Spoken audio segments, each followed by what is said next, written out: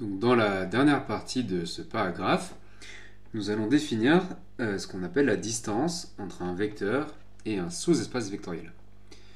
Donc si f est un sous-espace vectoriel de E, et si x est un vecteur de E, on va appeler distance de x au sous-espace f, donc noter d de xf, la borne inférieure des normes de x moins y, lorsque y décrit le sous-espace grand F. Donc c'est un ensemble de réels, norme de x moins y, qui est minoré par 0 et qui est non vide.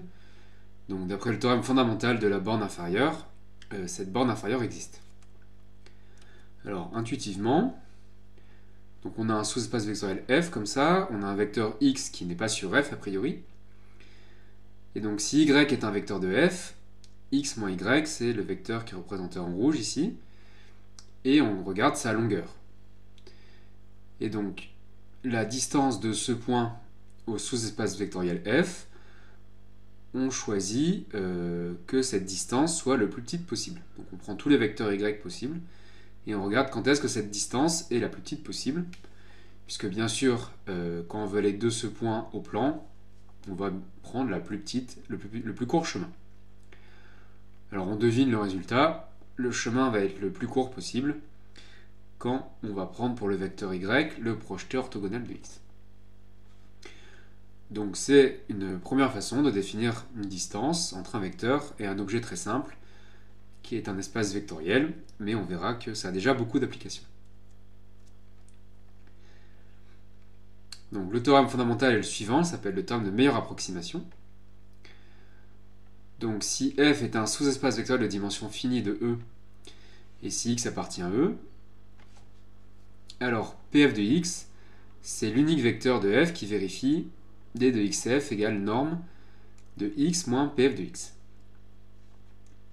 Et donc, notre borne inférieure est atteinte, c'est un minimum. Alors, pourquoi on appelle ça la meilleure approximation ? D'une certaine façon, on dit que la meilleure approximation de x par un vecteur de f, c'est son projeté orthogonal. Alors, une autre façon de voir ce résultat, c'est un résultat d'optimisation, c'est-à-dire quand on cherche un minimum, pour minimiser n'importe quelle quantité physique, et bien dans la situation ci-dessus, donc on a un espace euclidien, un sous-espace vectoriel, le minimum sera atteint quand on prend un projeté orthogonal. Donc ça répond aussi à un problème de minimisation. Alors, donc on va démontrer ce théorème. Donc on prend f, un sous-espace vectoriel de dimension finie, et x, un vecteur de E. Donc on écrit que x c'est le projeté de x plus x moins le projeté, ce qui est la décomposition sur la somme directe f plus f orthogonale. Donc si on prend y dans f, x moins y c'est pf de x moins y plus x moins pf de x. Et si on soustrait deux vecteurs de f qui étaient un CV, donc ça appartient encore à f. Donc comme un vecteur est dans f et l'autre est dans f orthogonal, les deux vecteurs sont orthogonaux entre eux. Et donc d'après le théorème de Pythagore, la norme au carré est égale à la somme des normes au carré. Comme ce terme est positif puisque c'est un réel au carré, c'est plus grand que la norme de x moins p de x au carré. Donc on a montré que la norme de x moins y est plus grande que la norme de x moins p de x pour tout y dans f, puisqu'ici on peut enlever le carré puisque les deux nombres sont positifs. Donc ceci est une constante par rapport à y, donc c'est un minorant de l'ensemble des normes de x moins y. Comme la borne inférieure est le plus grand minorant, la borne inférieure est plus grande que ce minorant. Donc il reste à montrer l'inégalité dans l'autre sens. Donc comme le projeté de x appartient à f, la norme de x moins p de x est plus grande que la borne inférieure. Donc ça c'est parce que la borne inférieure est un minorant. Et donc c'est bien l'inégalité dans l'autre sens, donc les deux quantités sont égales. Et donc le minimum est atteint en pf de x. Et alors si x n'est pas égal à pf de x, cette quantité est non nulle, donc strictement positive, et donc l'inégalité est stricte. Donc le seul vecteur y pour lequel on a l'égalité, c'est pf de x. Alors on va voir que dans une base orthonormée, on peut réécrire la distance sous cette forme. Donc là on a une vraie formule qui donne la distance en fonction de x. Donc si on prend E1, EP une base orthonormée de f, on sait que le vecteur P de x, il s'écrit somme des x scalaires EK, EK. Donc d'après le théorème 33 qui permet de calculer la norme dans une base orthonormée, la norme au carré, ça fait la somme des coordonnées au carré. De plus, on a déjà dit que x est P de x plus x moins P de x. Donc d'après le théorème de Pythagore, comme ces deux vecteurs sont orthogonaux, la norme de x au carré, c'est la norme de Pf de x au carré plus la norme au carré de x moins P de x. Et donc on en déduit que la norme de x moins P de x, c'est racine carrée de norme de x carré moins P de x carré. Donc la distance de x à f qui est égale, d'après le théorème de meilleure approximation, à x, norme de x moins P de x, c'est égal à ce terme, où on remplace norme de P de x carré par la somme qui est ici. Et donc ceci démontre cette formule. Alors deuxième remarque, c'est que si on est dans un espace euclidien, la distance de x à f, c'est la norme de x moins P de x, et ce terme, c'est le projeteur orthogonal sur f orthogonal. Donc des fois, on va calculer P de x, des fois, on va calculer le projeté sur f orthogonal. Donc en fait, entre f et f orthogonal, on choisit l'espace qui a la plus petite dimension, ce qui va faire les calculs les plus simples possibles. Voilà, donc on va voir quelques exemples de calcul de distance. Alors déjà, un premier exercice simple, si f est de dimension finie et SEV de E, on va montrer que la distance de x à f est nulle si et seulement si x appartient à f.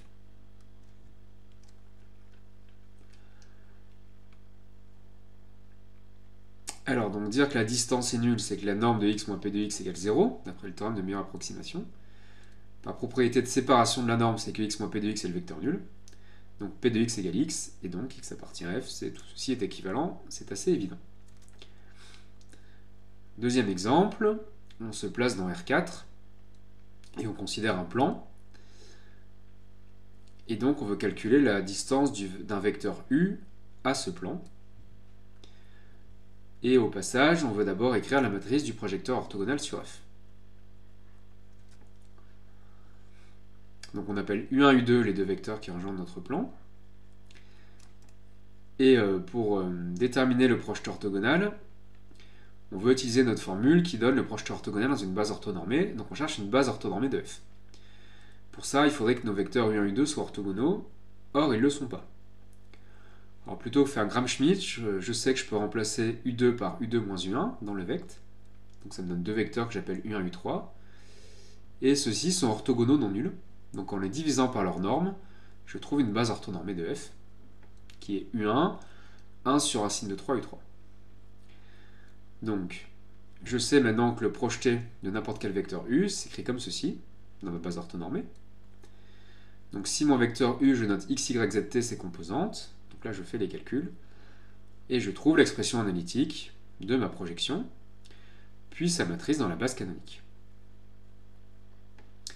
Alors le calcul de distance, donc le terme de meilleure approximation me dit que la distance c'est la norme de U moins P de U. Et P de U, je peux le calculer avec cette formule ici, en remplaçant x, y, z, t par 2, 0, 0, 1. Donc j'obtiens la norme de 1 moins 1, 0, 0, et donc j'obtiens racine de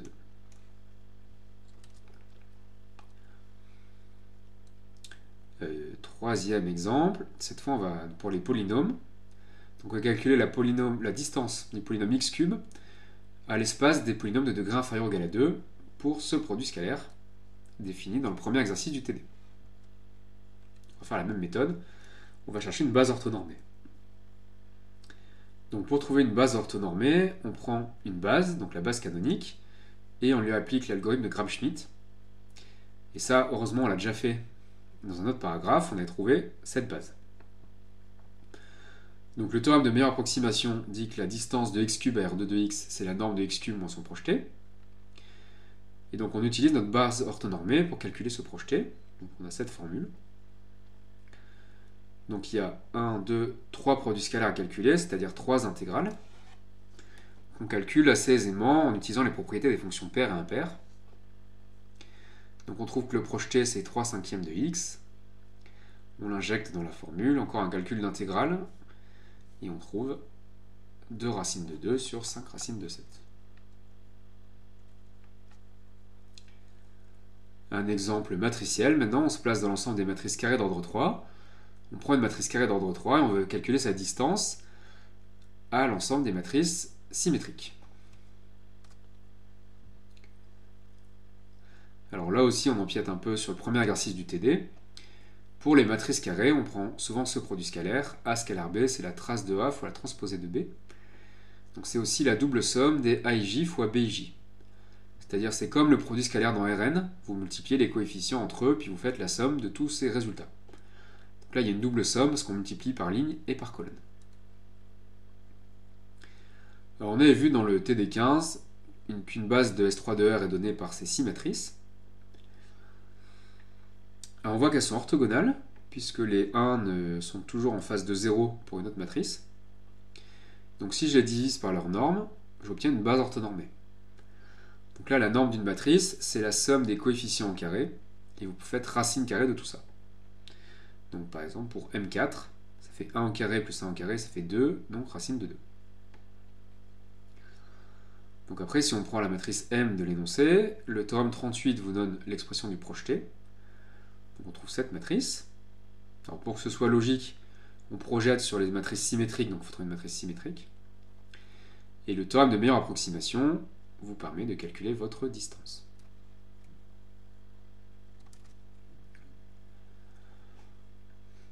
Là, et alors dernier résultat du paragraphe, c'est ce qu'on appelle l'égalité de Bessel.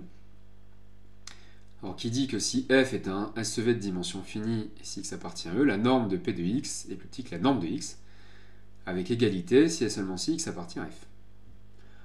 Sur un dessin, ça paraît relativement évident. Je vois bien que la longueur du projeté est forcément plus petite que la longueur de x, puisqu'on sait que dans un triangle rectangle, les côtés ont une longueur plus petite que celle de l'hypoténuse. Mais bon, ce n'est pas une preuve. Alors, ce qui est intéressant, c'est que si j'ai une base orthonormée de f, je remplace, donc j'élève au carré des deux côtés, et la norme de p de x au carré, c'est la somme des coordonnées au carré, et ici j'ai norme de x au carré. Donc démontrons ce résultat.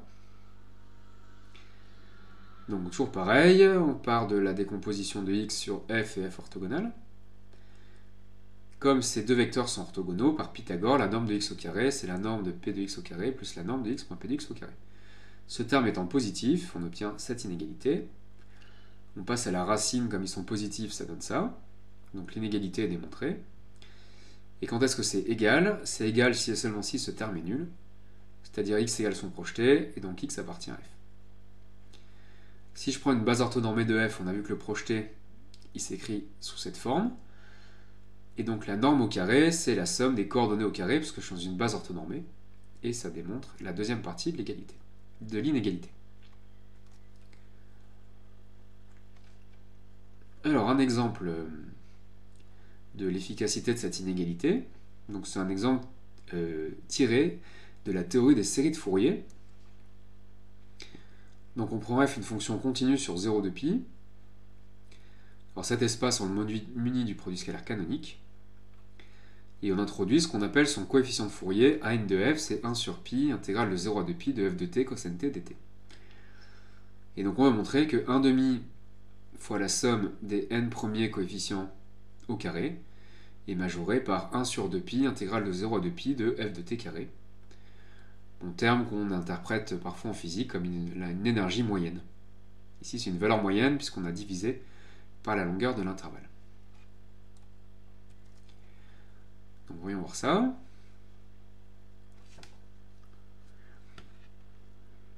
Alors, donc on munit C0 de 0,2 pi r de sa structure pré-hilbertienne canonique. On suppose notre fonction continue sur 0,2 pi.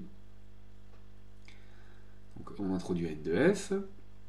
Et donc on introduit des fonctions gn de t, c'est cos nt.